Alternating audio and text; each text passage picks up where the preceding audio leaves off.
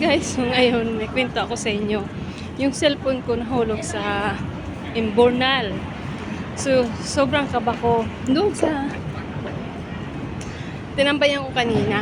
Kasi, magbibideo sana ako doon sa nagtitiktok. Kaso, yung babae nasagi. Yung sa likod ko, nasagi yung cellphone ko. So, grabe na kaba ko. Buti na lang na buhat ko yung takip ng Imbornal. Sus ko.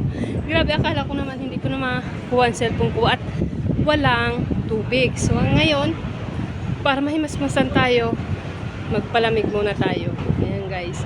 $1 lang dito sa Singapore. Ang laki niya, di ba guys? So, kain tayo ng ice cream.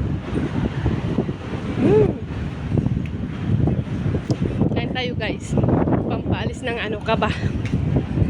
Grabe talaga nakabakosong yun. Uwi na tayo. Kasi nakabahan ako talaga. Grabe talaga, buti na ako. Buti talaga nakakuha ko pa yung yung cellphone. So ayun, guys, kain muna tayo ng ice cream. Bye-bye!